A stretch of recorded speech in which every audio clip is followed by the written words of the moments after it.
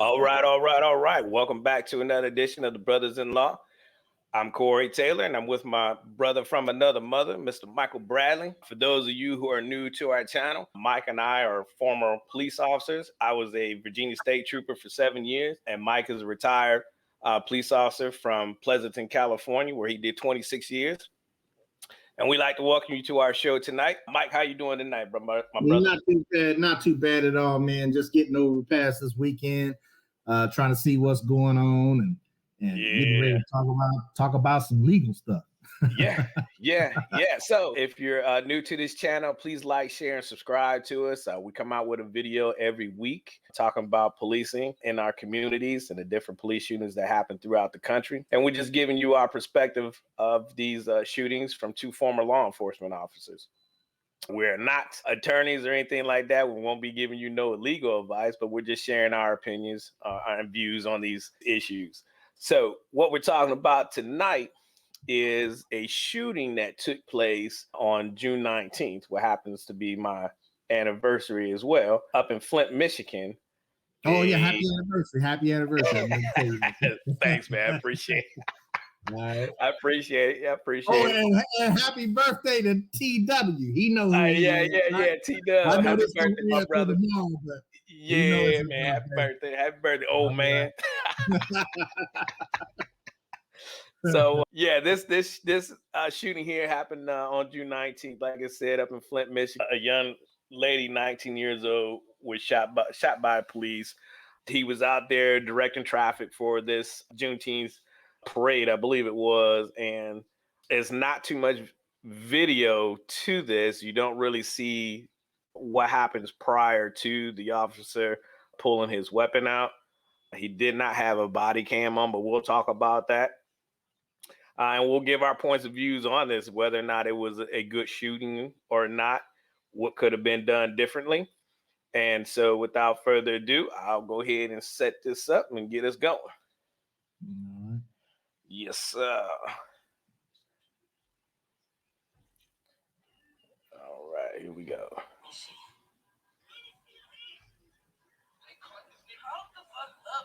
Oh, excuse the profanity from these two young ladies that are recording. He shot straight through his shit.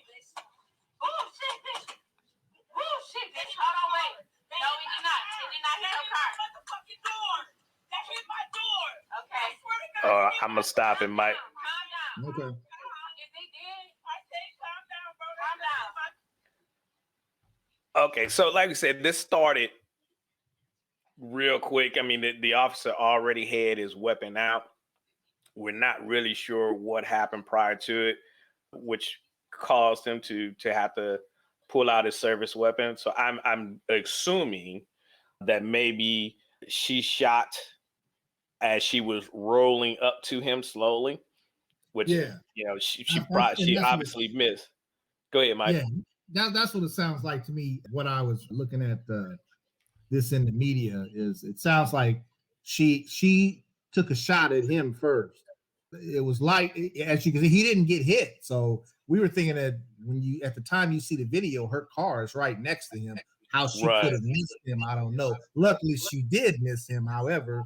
But it sounds like as she was driving up to him, approaching him, she just started shooting at him. She took a shot at him. I think that's what you get. Go ahead. Yeah, I was just gonna say, I think you heard one of the young ladies mention that he shot through the window. So I'm thinking she shot through her window first, but like you just said, as she rolled up, I mean, him being that close to her, I mean, how do you miss? I mean, I don't know, but you didn't see anything. He didn't make any type of defensive move to try to, maybe get out of the way of the shots, or I don't know, maybe she shot up in the air. I don't know, but he clearly had nowhere to go. So what do you think? Tactically, what could he have done differently, tactically wise?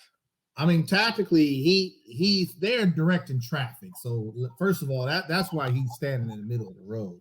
This is from what I understand, this is a JuneTeenth event in this particular area, and he is just directing traffic. Not expecting to get into a shootout. I'm sure, not expecting anything to go wrong other than, hey, I'm here directing traffic. Then all of a sudden, he is getting shot at by some female rolling around in the car. And so he draws his weapon. He doesn't have time to move anywhere. She comes up right on him quick. Even as if he had a body camera, for those who don't know, we have body cameras, but we have to activate them to for them to start recording. We had a body camera in my old agency where I retired from.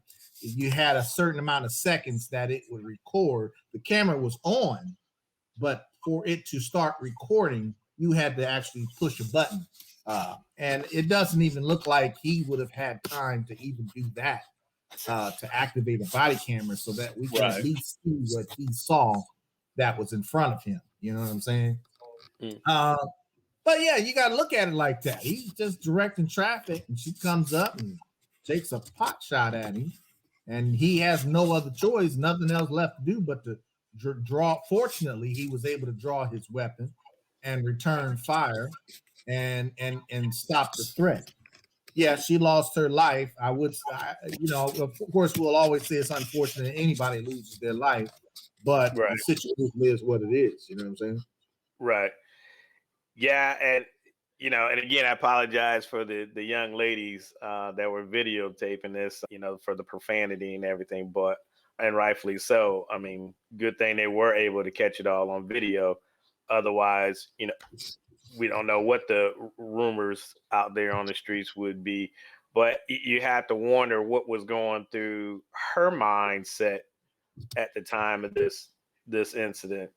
I know I read further into the article where it said that she had lost her boyfriend due to gun violence, I think 3 days prior to this. So early last week, this happened to him. And so could it have been that she's in a different state of mind and mourning the loss of her boyfriend and just maybe had different thoughts of maybe not wanting to be here anymore herself. And we've heard of a lot of incidents over the years of death by or suicide by police.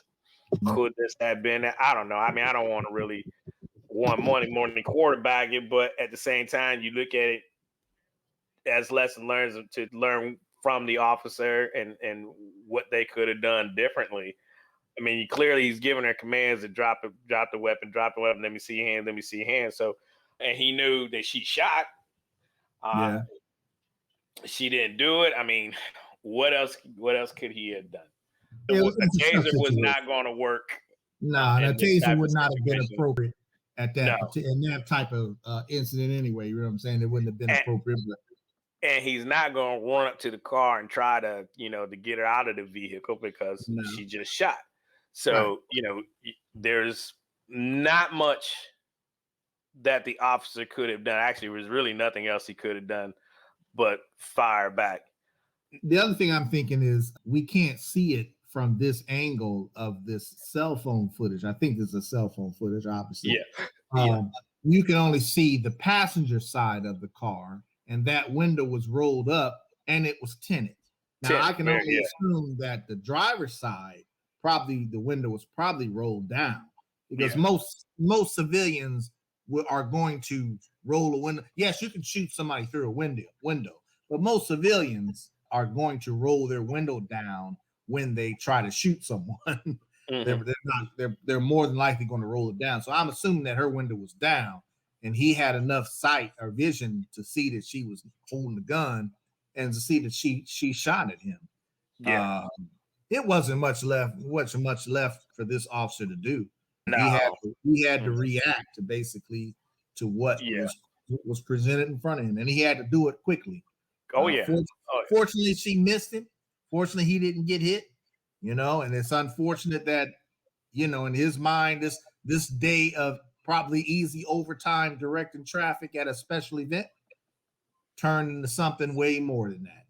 Yeah, and I'll be honest. When we used to get assigned to a special event like this, you don't really think of something bad happening. It's like, oh, this is a chill gig. I'm gonna be chilling.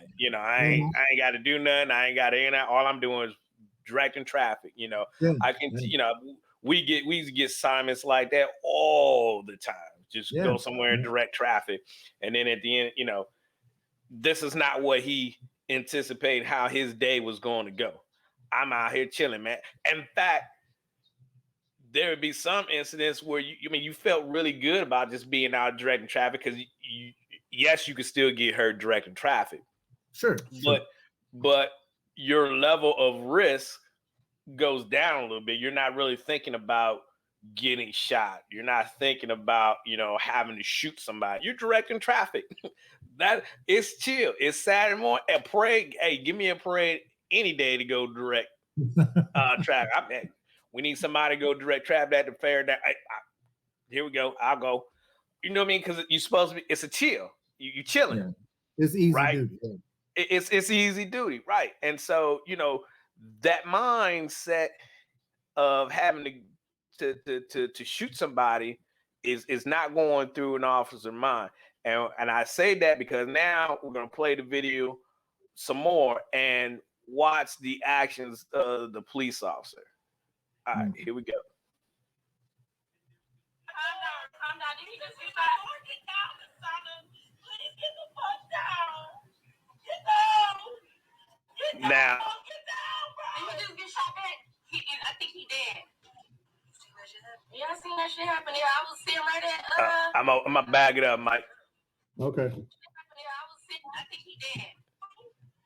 Calm down. I can't calm down. Calm down. That hit my door. That hit my door. Did not hit him. Oh shit, bitch.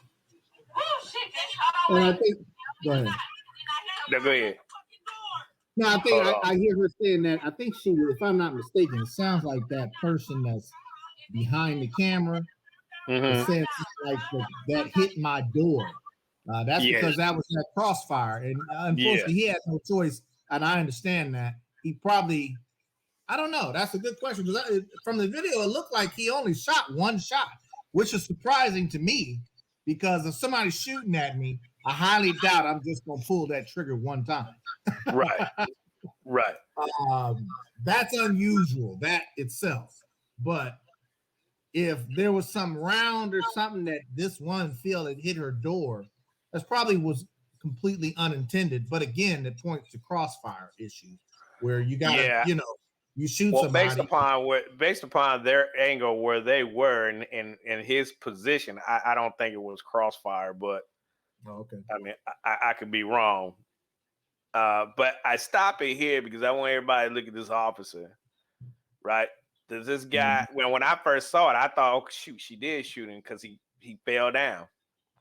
No, he fell down like that because he knew he just shot and killed that girl. And he didn't want to do it. And this is what I'm trying to say and let our viewers and the people I talk to on a daily, this is not what officers want to do. No. You know, a good officer is going to take it personal that they had to shoot somebody and take their lives. And as the video continues on, you know, he falls, lays down on the ground. I mean, you can tell that he's messed up. I mean, he's done. And this is a just to make a note, this is a black officer shooting a black. Well, was the female? Was the driver black? Yeah, she's black. She's a black female. So this is a black officer shooting a black suspect, for lack of better words. So you know, he was just reacting to what was presented in front of him at the time. That is a lot of standard training too involved in that. Somebody shoot at you, pull a gun on you, you're gonna fire. You're gonna shoot them, and you're gonna stop that threat. You know what I'm saying? Yeah. With deadly force. So it's fortunate that he had to do that. But yeah, I see what you're saying, Corey. His emotions after it happened, you could clearly see his emotions take over, and he realizes that he had to shoot somebody. And you know that's got to be a tough thing. Fortunately, I've never had to shoot anybody. You know what I'm saying? Amen. I am blessed that I never had to pull my firearm out a whole lot of times. Oh yeah. It never came to the point where I actually had to pull the trigger. God blessed me that way. Okay. But yeah, I can see how his emotions take over. Well, like I said, I know for me that there have been times when I had pulled my service weapon out and I'm drawing it on somebody, and two instances I can think all the time of my head. I mean, I remember saying, Lord, please don't let me pull this trigger. Please don't let me pull this trigger, because you don't want to have to do that, man. You talking about ending somebody's life. Done. They're not coming back. It's hitting that reset button, right? Like I tell my kids, you dead. There's no reset. You can't. This ain't a video game, right? And you don't. You didn't. He didn't wake up this morning or that morning with the plans to gun a black person down, a black girl down, right? It takes now. I mean, and especially in lieu of everything that's going on. I mean, now he's got to go through the investigation process to make sure he didn't violate policy. He's going to be put on administrative leave. I'm not sure about their department policy, but I don't know if he'll be getting paid during that time frame. The investigation goes on, but he's got to deal with that now. I mean, being a law enforcement officer and making these types of decisions, I mean, it's hard. It's not an easy thing to do. And despite what some people may think, for 99% of police officers, having to pull that trigger and take someone's life is not an easy decision. It's a decision that you are trained to make when you recognize that that's what you need to do. Just like in the military, you train to shoot the enemy, right? That doesn't erase your emotions behind having to do it. Not that it impedes your ability to do so, right? But you got to also understand the emotions behind it. I think most people think that cops are these cold-blooded robotic figures that just do things without any kind of forethought, or like we're just robots, and that's simply not true. Departments don't want to hire people that are robots. No. They want you to be able to make decisions that you feel is best out there on the streets. And if you need to stop a threat with deadly force, the department and the community expect you to be able to do that. So, I think if people don't understand that side of it, they just look at it from a TV perspective and say, cop shot bad guy, and that's it. Right? Yeah. And the bad guy's family is upset, emotional about it, and a wreck, but whether people want to realize it or not, in a police shooting, the officer is also looked at as a victim. Okay. Because they felt that they had to take that kind of action, which oftentimes results in someone losing their life. And that is that side of policing that I think most people don't quite understand. And you can make the argument and say, well, that officer is here and still here and alive today, right? To be able to argue his side, and the person that he or she shot is not here to argue their side. Yeah, that's true. That's true. Okay. But that doesn't change that both sides, both the family of the person that did not survive, and both the family and the officer, the officer's family and the officer himself are going through a lot of stuff too. Yeah. Like I always say, I mean, being an officer and you're out there working 8, 10-hour, 12-hour shifts, I mean, it's an emotional roller coaster. Like I said a few minutes ago, you go into an assignment like this, you're expecting it to be a laid back assignment. Like nothing is supposed to happen. I'm just out here directing traffic today. Right. But then, and also,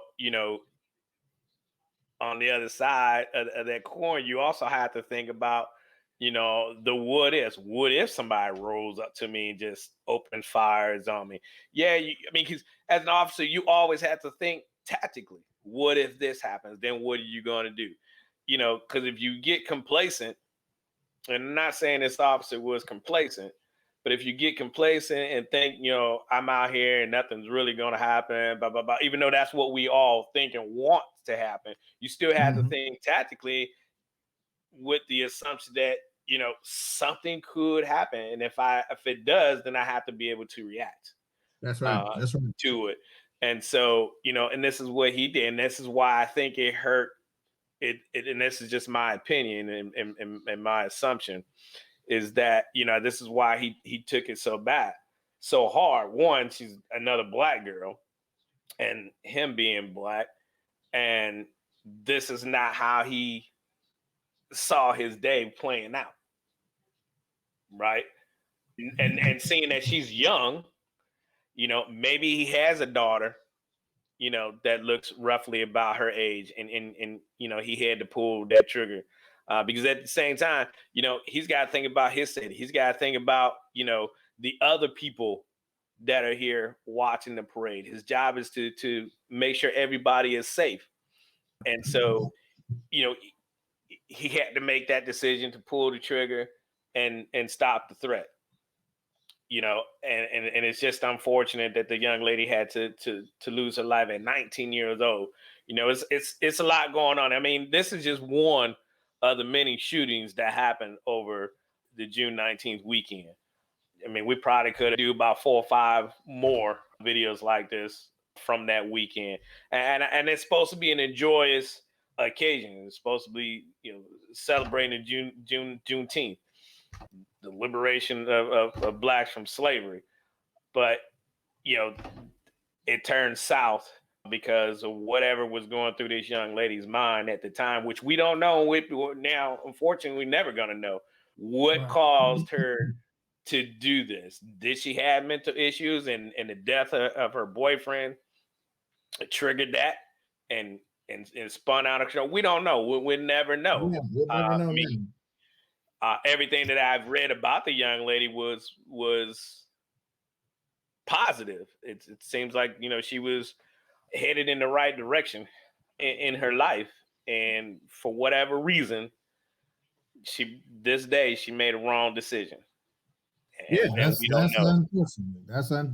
That's just very unfortunate. I am definitely glad that the officer is still alive. Yeah. Keep in mind, we think of that officer as that could have been when that could be us when we were out there directing traffic. So yeah, if I was in that position, I would have done the same thing. Somebody popped a shot off at me, I'm gonna shoot back. To stop that threat. So there is no, at that point, as you can see how fast that happened, there is no there is no de-escalation. There's no time for de-escalation. That situation, that girl created a situation where the only talking you could do was drop the weapon. Say drop the weapon. That's the only talking you can do in that situation. Yeah, and you can clearly hear him say, you know, let me see your hands, let me see your hands, and you know, she refused. I mean, you just shot. I'm not going to ask you too many times, and I cannot let you drive off after you pop rounds off at me. Right. Right, because again, I don't know what your intentions are. You shot at me. There's other officers. Right. There's officers down the street. I don't want you to shoot them, so I can't let you go. So either I'm going to shoot back, or you're going to shoot back at me. I end up dead, or something has to happen. He couldn't let her go on. I know probably some people probably would have said, well, he should have just let her go on. Well, no, why? And then he would be to blame for, well, why ain't you stop her? Right. You couldn't do that. She go down the street and she shoots somebody else and shoots and kills someone else. Then that's on that officer that he could have stopped that threat when he had the opportunity. You don't let somebody drive away from that. You know, I always tell people, you know, whatever, if an officer needs to make a decision and take some action, they're going to take that action no matter what. You see what I'm saying?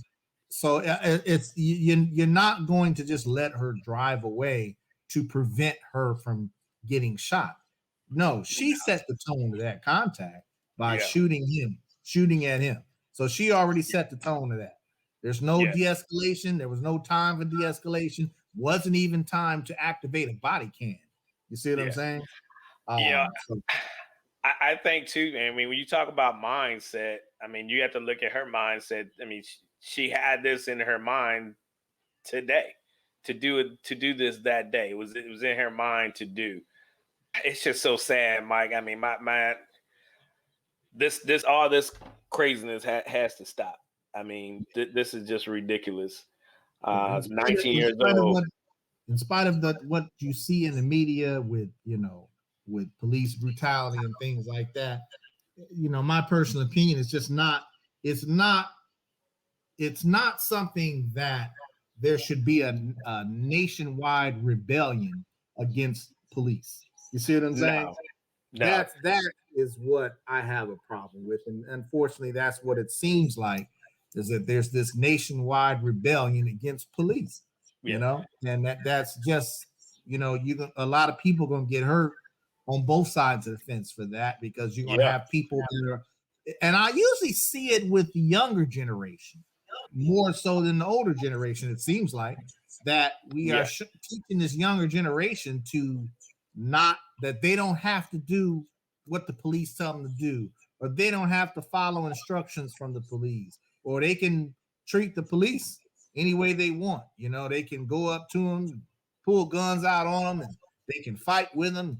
If they're going to be arrested, they can fight and try to stop the police from arresting them. I think that this is the message that we are sending to a younger generation today. And that's sad, because one thing, I'm all for police reform. We've always said that. I have no problem against police reform. In other words, if there's something that you can improve on with police, by all means, I'm all for that, right? But you have to understand there are many things and tactics that police use and police do that will never change, because those tactics are sound and they are there to keep that officer safe. You see what I'm saying? So we're never going to let up on those kinds of things. Right. You can always add to something, but don't take away. That's why that's right.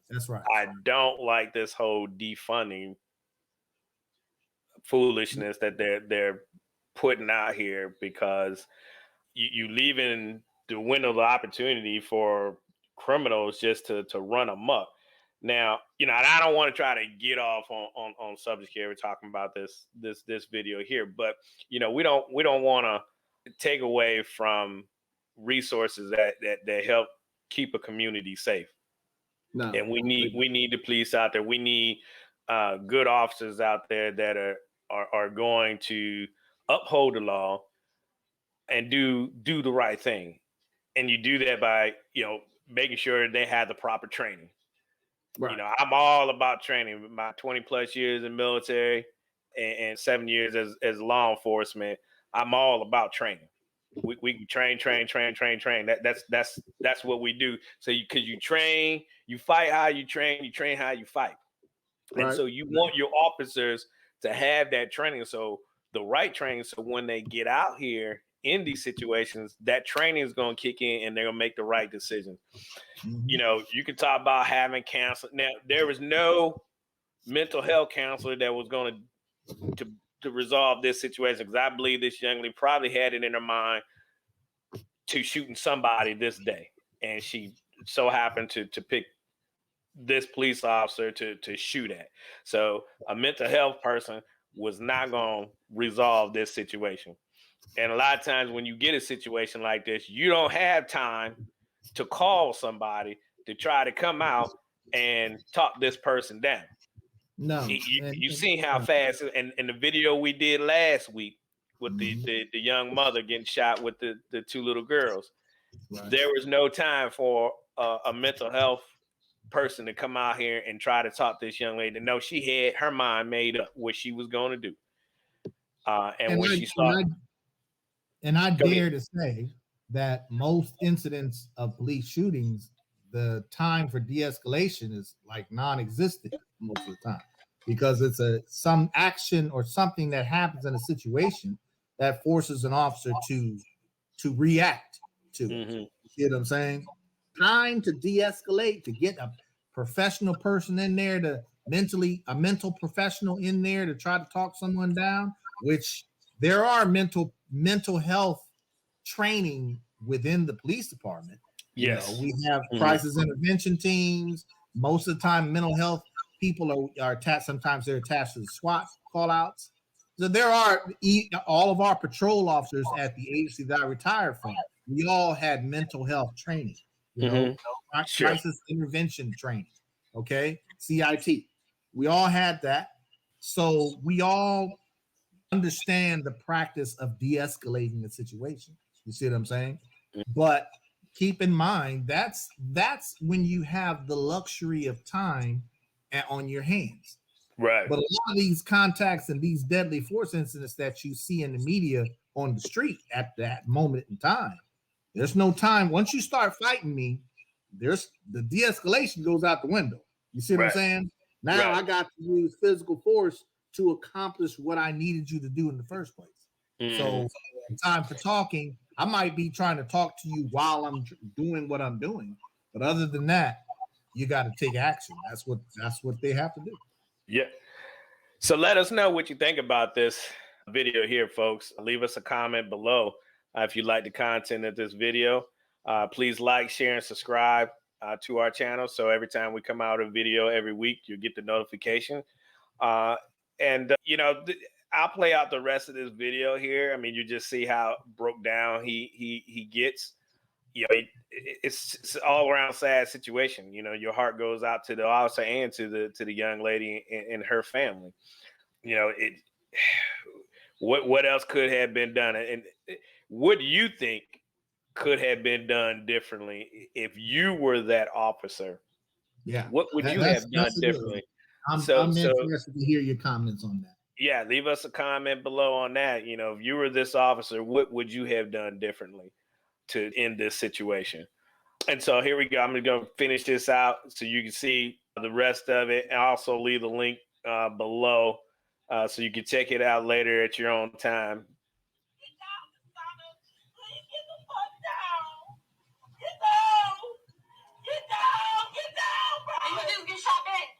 I think he dead. Yeah, I seen that shit happen there. I was sitting right at oh wow. Yeah. And out of respect for this young lady, I'm gonna stop it right there. Okay. Yeah, sad thing.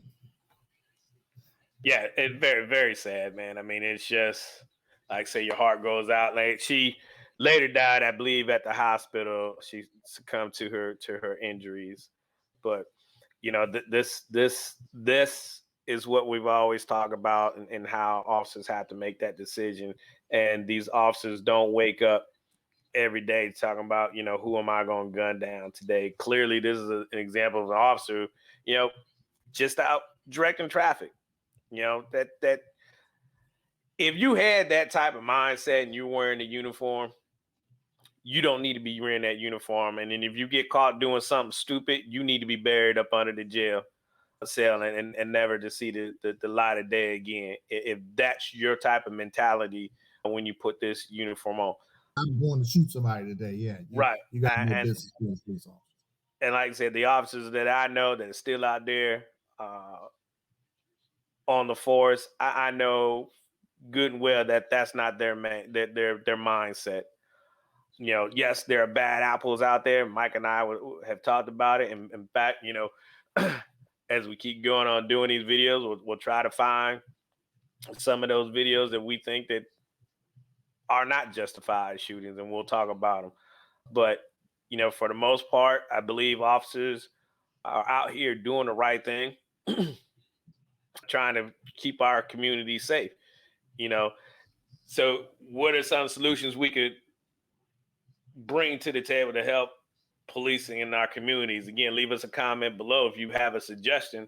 We'd love to hear what your suggestions are to these type of incidents to better our communities, so we don't have these. Also think about, you know, look at your communities and look at the type of crimes that are occurring in your communities and where those crimes are occurring.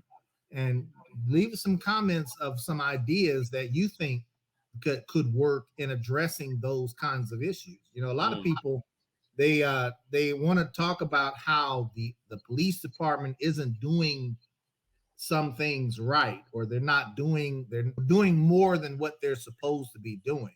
But most citizens don't really have an idea of what the police department is supposed to do. They don't really have an idea of the everyday practices of crime prevention. You see what I'm saying? And what that looks like. What do police officers do on a daily basis to address issues of maybe if you have a community where you've had a lot of shootings or a lot of gang activity or a lot of domestic violence or a lot of theft or whatever the case may be. Right. You got to think of what kind of plans would you have as a citizen that you think would work in addressing those kinds of issues.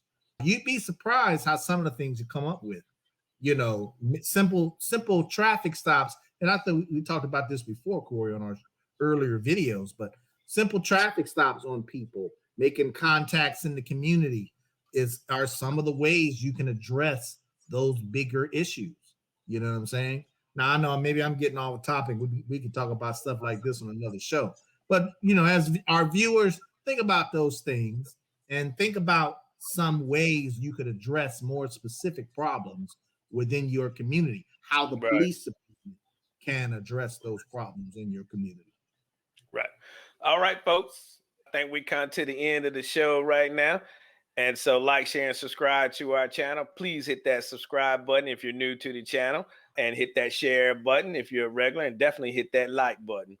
We will be back next week with another video. And also let us know what you think about our brothers-in-law shirts, if you like that or not. And here in the near future, we'll get some made up here and get them out and for sale for our viewers and support our channel, to help support our channel, excuse me. So, Mike, you got any last words you'd like to say? No, everybody be safe. Have a good weekend that's coming up anyway. Yeah, have a great weekend this weekend. It's the 4th of July. Please be safe out there on the highways and byways. Don't drink and drive. And if you're in Virginia, you know on the 1st, marijuana is legal now, but still don't be smoking and driving. All right. And also, if you get stopped by cops, comply, answer questions, listen, move on. And move on. Okay. All right. Yep. Stay calm, everybody. Have a blessed weekend. And Mike and I will see y'all next week. All right. Peace.